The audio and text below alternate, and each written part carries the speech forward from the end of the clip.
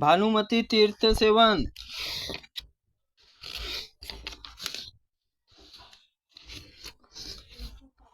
मुनि का यह वचन सुनकर भानुमति बड़ी ही प्रसन्नता हुई। आलस्य छोड़कर अहर्निश तीर्थ सेवन व स्नान करने लगी। उस तीर्थ में प्रभाव देखकर राजकुमार ने पुरोहित जी को और ब्राह्मणों से कहा, आप लोग मेरी बात सुने। मैं जब तक जीऊंगी यहीं रहूंगी, ऐसे उत्तम स्थान त्याग कर नहीं करूंगी। आप लोग हमारे माता पिता भाई से कह दे कि भानुमति नियम पूर्वक व्रत पालन करती हुई इस समय शुल्लभ देवी तीर्थ में है। वह एक दिन अंतर देखकर उपवास करती हुई धीरे धीरे एक मास तक उपवास करने की चेष्टा कर रही थी। देवशिला पर रहकर प्रतिदिन भानु भगवान विष्णु का ध्यान करती, भूमि पर सोती। यह संदेश लेकर जब ब्राह्मण लोग चले गए तब एक दिन शबर, भील और वहां आए। दोनों पति पत्नी थे। शबर ने अपनी स्त्री से कहा, प्रिय, यहाँ जितने भी कमल पुष्प मिले उन्हें राजकुमारी को दे दो। तुम शीघ्र ही भोजन कर लो। मैंने आज देव पूजन का विचार किया है, इसलिए तुम्हें मुझे आज भोजन नहीं करना चाहिए। मैंने कभी किसी विधि निषेध का पालन नहीं किया है, सदा पाप बढ़ाया, अशुभ कर्म किया है, अतः आज मैं धर्म का पालन करूंगी। शबरी बोली, प्राणनाथ, किसी दिन आपसे पहले भोजन नहीं किया है। जहाँ तक मुझे स्मरण है, आपके भोजन से बचा हुई अन्न मैंने भोजन किया। पत्नी का यह निश्चय जानकर शबर स्नान करने के लिए गया। उसके आधे उत्तरीय वस्त्र स्नान करके देवताओं को भक्तिपूर्वक स्नान कराया। देवशिला के पास डरते डरते जाकर खड़ा हुआ और मनी मन भगवान विष्णु को चिंतन करता हुआ शबरी कुमुद के 2 फूल राजकुमारी दासी के हाथ दिए।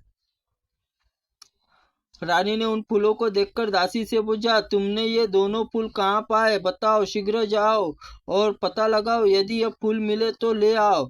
धन देकर कमल के फूल खरीद लाना। भानुमति यह बात सुनकर दासी शबर ने पास गई और बोली, बहुत से श्रीफल तथा फूल मुझे ला दो। शबरी बोली, श्रीफल और विशेषतः फूल नहीं दूंगी, परंतु मुझे मूल्य लेने की इच्छा नहीं है। तब दासी लौट गई। रानी ने तो बात बता दी। रानी स्वयं आई और शबर से बोली, तुम मूल्य लेकर मुझे फूल दे दो। शबर बोला, देवी, मैं फल और फूल का मूल्य नहीं लेना चाहता। आप जितनी आवश्यकता हो मुझे श्रीफल फूल ले तथा विविध पूर्वक जगतपति भगवान वासुदेव की पूजा करे। रानी बोली, मैं मूल्य दिए बिना तुम्हारे कमल का फूल नहीं लूंगी। इन फूलों के बदले तुम धान्य का यह ढेर ले जाओ। शबर बोला, भद्रे, मैं भगवान का चिंतन छोड़कर आहार चिंतन नहीं करूंगा। देव पूजन किए बिना किसी भी कार्य में मेरी बुद्धि नहीं लगती। रानी बोली, तुम्हें अन्न त्याग नहीं करना चाहिए, क्योंकि यह सब कुछ अन्न प्रतिष्ठित है, इसमें अन्न, अतः प्रयत्न करने का अन्न ग्रहण करो। शबर बोला, मैंने आज पहले से आज अन्न न लेने का निश्चय कर चुका हूँ। यह सत्य है। सत्य संपूर्ण जगत मूल्य और सत्य के लिए सब कुछ प्रतिष्ठित है।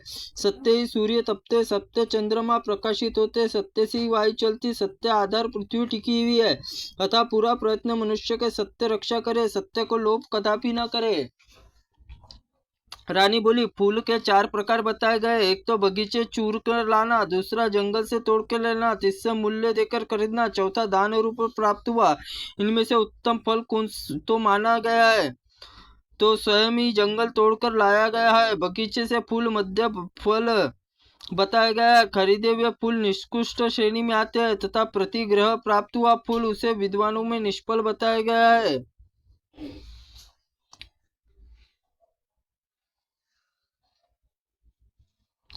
जब पुरोहित ने कहा कि रानी, फूल ले लो, भगवान की पूजा करो। पुरोहित की आज्ञा, रानी शबर का उपकार करते हुए फूल ले लिए और उन्हें द्वारा भगवान विष्णु का विविध पूजन किया।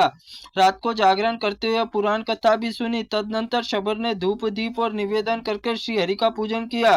भगवान केशव का ध्यान करते हुए रात भर जागता रहा। फिर प्रातः काल होने पर स्नान करके उत्सुक मनुष्य पीड़ का दृष्टिपात किया। फिर शूल भेद में नहाते हुए देव नदी प्राची सरस्वती स्नान करके मार्कंडे हृदय हद में गोता लगाते हुए कितने ही मनुष्य भक्तिभाव से चक्र तीर्थ स्नान कर रहे थे तथा स्नान पवित्र हुए सब देवशिला पर यत्न पूर्वक श्राद्ध करते थे। यह सब देख शबर ने बेल पिंड का दान किया और भानुमति के सूत पे पिंड बनाकर पितरों को अर्पण कर दिए। तब धम्म दोष रहित उत्तम ब्राह्मण खीर दही शक्कर मूद और घी और पायस कुसर प्रदात भोजन कराए। तदनंतर भानुमति के साथ ब्राह्मण शूलभेदी तीर्थ वहां सब देखा। शबर अपनी स्त्री के साथ ही कुंड में खड़ा था। तत्पश्चात शबर भगु पर्वत शिखर पर जाकर स्त्री के साथ कूदकर प्राण देने के लिए उद्यत हुआ। यह देख राजमुनि ने कहा, मासव ठहरो ठहरो, मेरी बात सुनो। तुम तो अभी जवान हो, किस लिए प्राण त्याग करते हो? तुमने कौन सा संताप और उद्वेग हुआ है? कौन सा दुख अथवा रोग हुआ है? शबर बोला, मेरे प्राण त्याग करने का कोई कारण नहीं है, न मुझे कोई दुख है, परंतु संसार में कुछ सार तत्व है, यह मेरी बुद्धि नहीं आती।